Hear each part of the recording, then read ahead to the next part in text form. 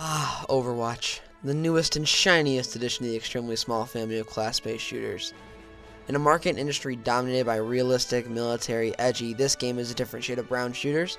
Overwatch is a bright, colorful breath of fresh air, with gameplay that perfectly complements the world it takes place in.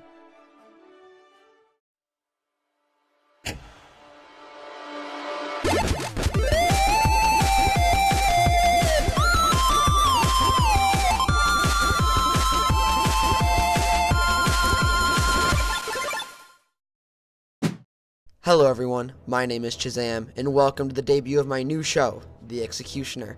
This isn't about death, but rather takes a look if a game was able to correctly execute itself to the consumer, or fall flat on its face trying. And the first game I'll be taking a look at is Blizzard's first-person shooter, and its newest IP in 17 years, Overwatch.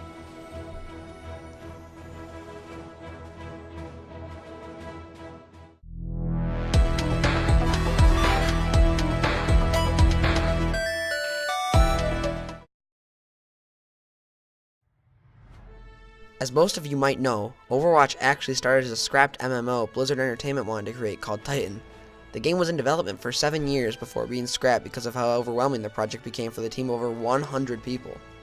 The project failed mostly because there were a lot of independent internal teams working on the game, and every time a team got a new idea, they just threw it on there and added it. This made the game messy and all over the place, allowing for no central plot or story to be created. The remains of this game would largely shape Overwatch. Many things from Titan would just move right into the new game. The hero Tracer was fully developed for Titan and was moved to Overwatch, with most of her kit still intact, which is probably a large reason why she's the poster child of the game.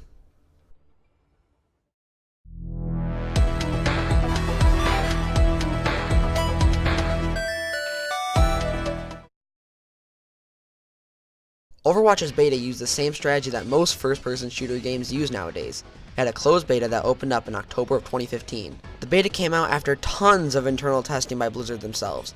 The beta at this point was an invite only for select people, and was primarily for feedback and development purposes. However, several hours after the release of the closed beta, Overwatch climbed its way to the top spot of Twitch.tv, quickly reaching over 200,000 viewers, which I'm sure was extremely promising to Blizzard about the future of their game.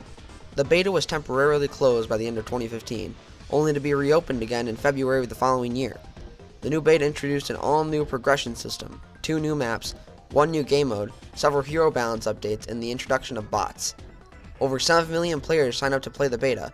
The beta would also have stress tests, which would allow the public to play the game, but only on select dates and times.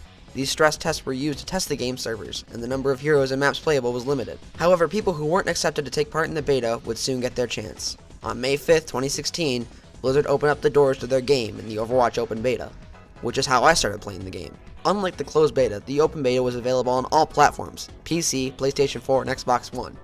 By now the game was basically in its final stages of development. An astonishing 9.7 million players participated in the open beta, and the beta was so huge Blizzard even extended it 1 extra day so we can get more of that bootylicious game. Tracer butt joke, check. The open beta was closed on May 10th, and players had to wait until the game came out to play it again on the 24th. And let me tell you, those were the longest 2 weeks of my life.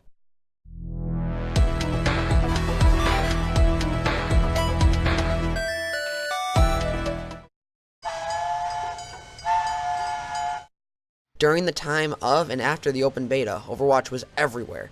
People were so excited about this game. I hadn't seen this much excitement from a community since Smash Bros. Back in 2014. And man, it felt so good to be a gamer.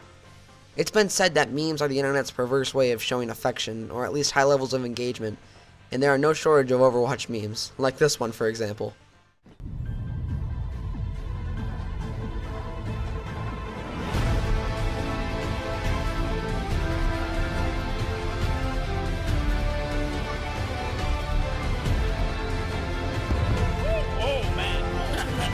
Or this one.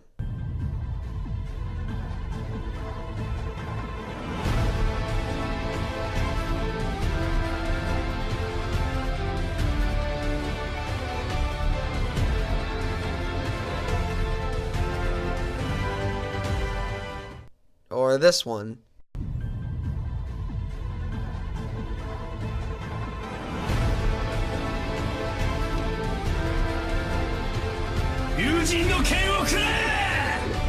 It's high But this hype train wasn't only driven by the fans, but also Blizzard themselves. With their extreme success in other titles, it is no secret that they had some deep pockets to advertise their game. They had many things from TV commercials to partnership with large gaming personalities to full animated shorts of the story and freaking massive action figures of their characters that were placed in cities around the world. Blizzard also teamed up with Razer to create a full setup of Overwatch gaming equipment, which includes a mouse, keyboard, headset, and mousepad. You could even enter a contest for this stuff through Taco Bell. Freaking Taco Bell. My friend even got me a limited time cup from when the contest was still around. Overwatch had its fair share of criticisms and small hiccups during development. One of these hiccups I've already mentioned before, the Tracer butt scandal. Originally, the hero Tracer's over-the-shoulder pose strongly emphasized her backside. Because of this, some fans were furious, and took the internet by storm, creating debates and quarrels within the community. Their main argument was that the pose was out of character, and did not correctly represent the fun-loving, playful, free spirit that the character was. Blizzard actively responded to this and changed the pose. Though I'm not sure why fans still aren't angry because they literally changed their pose to represent 1940s pinup art. I really don't understand people sometimes. There was, however, another game that could have potentially gotten Overwatch's way, but we'll get more into detail on that in a later video.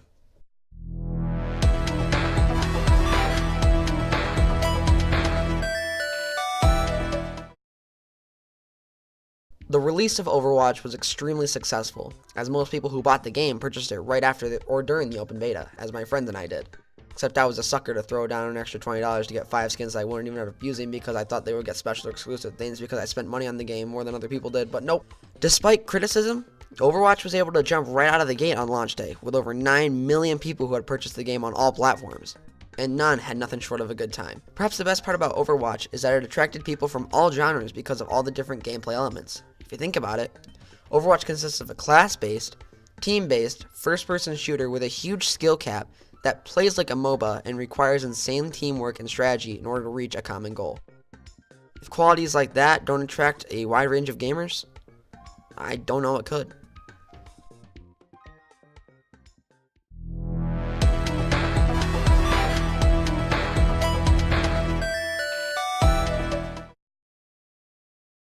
As I stated before, Overwatch had an extremely successful launch, and many players couldn't put it down.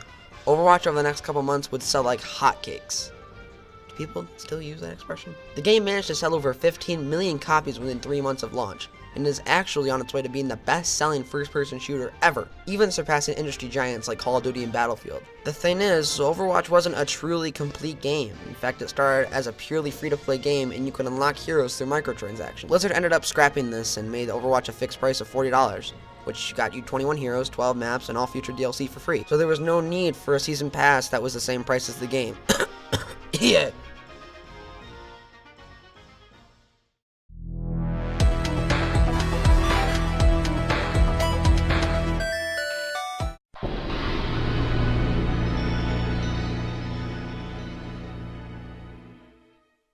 So now, let's decide. Did Overwatch live up to the hype, or drown in disappointment?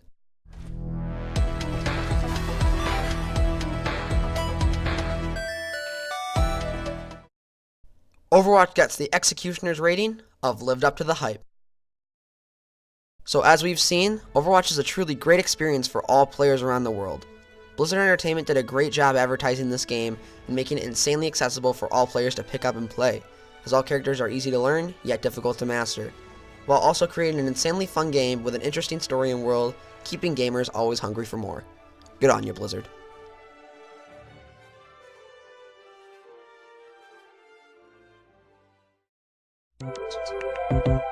Hi everyone, it's Chazam here just for a little after the video thing. I hope you enjoyed. This was a kind of new idea that I had for my channel. I'm not sure if I really wanted to do it or not, but I hope you all enjoyed. I don't know if I'm going to keep this going. If I enjoy making them, yeah, I'll definitely keep it going.